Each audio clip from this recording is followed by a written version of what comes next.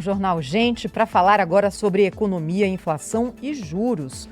Quando, afinal, haverá espaço ou quando o Banco Central vai ler que existe espaço para a redução dos juros no Brasil?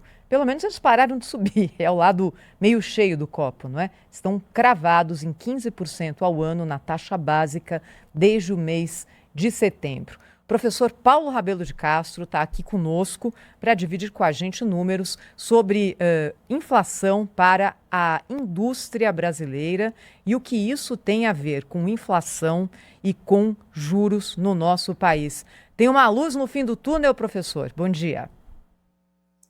Tem sim, e não é um trem vindo na direção contrária. Menos Bom mal. dia, Bom Thaís, dia. Pedro, bom Bom dia, dia. Cláudio, e a todos que nos acompanham aqui no Jornal Gente.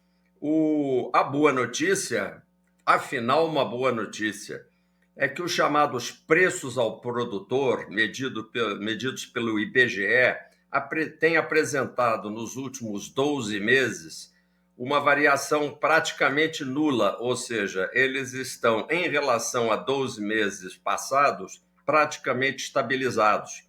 E vem se estabilizando ao longo do ano deste ano, de 2025, porque no início do ano ainda apresentavam uma variação bastante perigosa, próxima a 10%. Portanto, foi uma queda que eu diria impetuosa, quase que um tobogã na direção descendente, rumo ao zero. E o que é que isso representa de boa notícia? Representa o fato de que um importante segmento na composição daquilo que será, no final, lá, o orçamento do consumidor final, que é o que é medido no IPCA, que já é o conjunto dos preços ao consumidor, é formado, obviamente, na cadeia produtiva pelos preços ao produtor, que é a área industrial, a área agrícola, a área mineral e assim por diante. Quando os preços ao produtor vão começando a se estabilizar, não significa que estão caindo, eles estão se estabilizando, não estão apresentando variações significativas mês a mês. Isso é sinal de que a inflação, que será medida lá no consumidor daqui a uns 2, 3 meses, já pode estar apresentando sinais de que ela vai entrar de novo na faixa de controle do Banco Central, que é a chamada meta de inflação, que tem uma banda superior, 4,5%, e uma banda inferior. A gente hoje ainda está acima da banda de 4,5%, próxima a ela. No entanto, o IPCA tende a cair. Por que, então, o Banco Central não antecipa essa queda dos juros? Não inicia um processo de queda dos juros que beneficiaria o conjunto da economia brasileira? A resposta é muito simples, é o chamado outro lado da rua. O governo do presidente Lula, o governo que é administrado financeiramente pelo ministro Fernando Haddad e pela ministra Tebet, que compõem o Conselho Monetário Nacional, não fazem o dever de casa fiscal. O Banco Central, embora delicadamente, afirma isso em todas as atas mensais. Ele afirma que o governo não está fazendo o seu dever de casa e, aliás, sabemos disso. O mais recente episódio é esse socorro aos Correios. O governo do presidente Lula conseguiu deixar que a administração dos Correios produzisse outro rombo bilionário e eles, por não terem mais espaço fiscal para fazer mais um socorro, que aliás, talvez não devesse ser feito, nós devemos partir para um processo de reestruturação dos Correios rumo a uma privatização desses serviços, obviamente com todos os cuidados para que não falte a correspondência nos rincões mais distantes do nosso país, isso é óbvio. Tudo isso pode ser feito e reduzir a zero essas fontes de desequilíbrio fiscal. Como o governo não faz isso, o Banco Central se legitima nessa atitude também, vamos dizer, punitiva da economia, fazendo com que a parte que produz tenha que pagar os juros mais altos do mundo. Essa é a única razão pela qual nós ainda temos essa situação perdurando no Brasil e que já aponta, o FMI ontem ainda fez um ajuste da sua projeção do PIB, ou seja, da produção de bens e serviços do próximo ano, para baixo. Reduziu abaixo de 2% a projeção que o FMI faz do que a gente vai produzir de bens e serviços no ano que vem. Ou seja, uma desaceleração importante da economia no ano das eleições. Eu não entendo a lógica do presidente Lula, nem a sua, vamos dizer, alegação de que ele é um candidato difícil de bater porque ele está realizando um grande trabalho. Eu acho que ele está realizando uma grande atrapalhada. Professor, muito bom dia, bem-vindo aqui ao nosso programa. Quando o senhor fala em que o governo não faz o dever de casa e quando fala que o problema do governo é um problema fiscal, fora do economês é o seguinte: o governo não está gastando demais, gasta dinheiro que não tem, empenha inclusive o futuro da sociedade, dos nossos filhos e netos e tudo mais. Todo mundo vai ficar endividado para sempre, em razão exatamente dessa ganância do governo, que até agora já aumentou ao menos 27 impostos. E é isso que o senhor fala, né? Não adianta nada. Aí vão, em vez de cortar despesas, eles criam mais impostos. E mais impostos. E vão ali, o carrapato ali, sugando o bezerro de ouro da sociedade, né? E eu queria saber do senhor exatamente isso. Se o senhor fosse consultado sobre o que fazer neste momento, né? O governo, em vez de cortar despesas, está querendo esfolar ainda mais a sociedade, enfim, rearrumar, pegar aí o que foi derrotado no Congresso Nacional, reempacotar e fazer nova medida provisória, enfim, essa obsessão do governo Lula por mais impostos. Mas se o senhor estivesse na condição de tomar decisões sobre isso, o que é que o senhor recomendaria? Bom, em primeiro lugar, ressalvar você que essa administração jamais pegaria o telefone para perguntar ao Paulo Rabelo o que é que a gente sugeriria. Nós fizemos recentemente, num programa até bastante movimentado do Canal Livre, em que nós fomos entrevistados pela bancada aí da Band, e nós tivemos a oportunidade de fazer uma conta. O Eduardo Oineg, nosso colega, que ficou encarregado, à medida que eu falava, de ir fazendo um cálculo por alto, obviamente num programa de TV, e nós chegamos a 70 bi de contenção de despesas. Aliás, até ressalvo, Cláudio, porque a gente sempre fala em corte de gastos. Não há corte de gastos no Brasil e há décadas ninguém corta coisa alguma. Eu vou repetir, ninguém corta coisa nenhuma em matéria de gastos. O que nós pretendemos, inclusive, não é exatamente cortar a evolução dos gastos, é conter a alta, é estabelecer uma alta de gastos que seja compatível com a elevação gradual dos impostos, que também crescem. O Brasil cresce, o tamanho da arrecadação cresce e a despesa pode crescer, porque o argumento tolo do PT é de que nós aqui, conservadoramente, queremos cortar gastos. Ninguém quer cortar gastos, nós queremos rever os gastos para cortar, sim, desperdícios. Há áreas no Brasil que correspondem a grandes desperdícios. Já cito uma para que você diga, está enrolando e não está dizendo onde cortar gastos. O primeiro corte de gastos importantíssimo é no fundo eleitoral. Só ali parece que nós temos, e é uma área que você pode comentar, uma elevação para quase 5 bilhões, que é a pretensão de gastança para fazer um subsídio público às eleições. O que é, na minha opinião, um dinheiro absolutamente, vamos dizer, pornográfico, porque quem quer fazer a sua campanha, faça a sua campanha nas redes sociais, que faça reuniões nas suas bases e nas suas vizinhanças, não vai pedir, vai gastar 5 bilhões de reais. Isso é apenas para começar. Temos que rever as emendas. Essas já não são de 5, elas têm na realidade, um número parecido com 50 bilhões. Se nós cortássemos, se nós fizéssemos uma contenção de 10% desses 50 bilhões, 10% de 50 são 5 bilhões. 5 mais 5 já estamos em 10 bilhões. Se nós fizéssemos uma revisão dos chamados benefícios tributários, ali o desperdício é brutal. E aí já não estamos falando nem de 50 bilhões, estamos falando de mais de 300 bilhões. Se nós fizéssemos um corte aí de 2% desses benefícios tributários, não 20%, 2% desses benefícios tributários, já estaríamos falando de mais 6 bilhões. E por aí vai.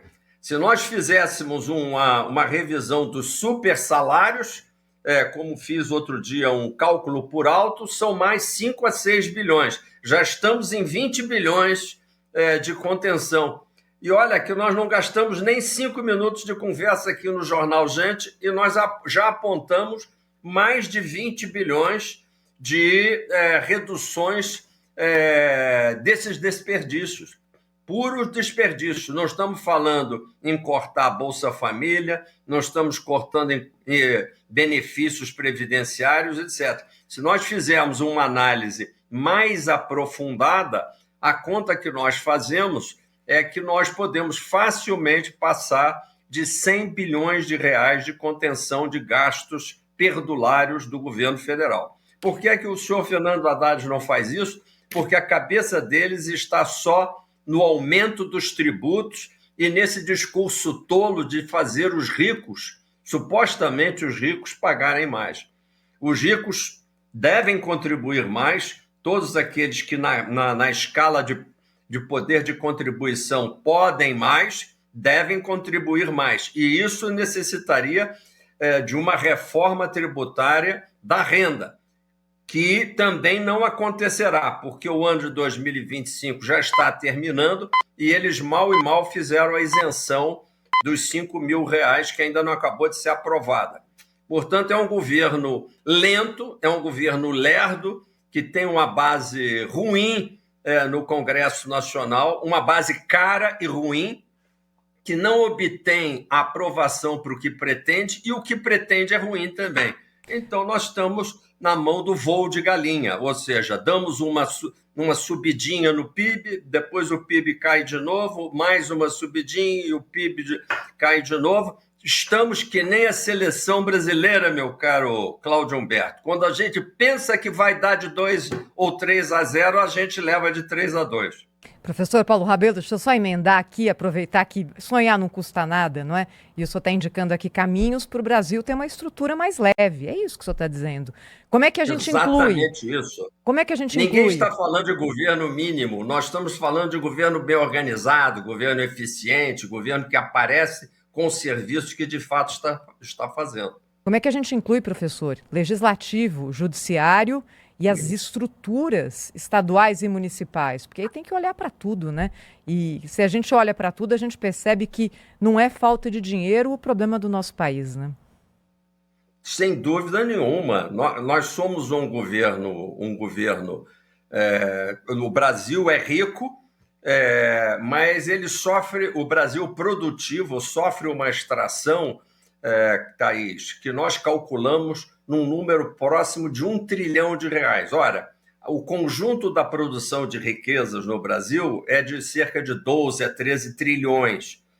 Desses 12 trilhões, um pouco menos de 10% é o valor extraído da sociedade, que corresponde, vamos dizer assim, a uma sugada na carótida do setor produtivo. E para onde vai esse quase 1 trilhão? Vai para financiar todos os desperdícios do setor público.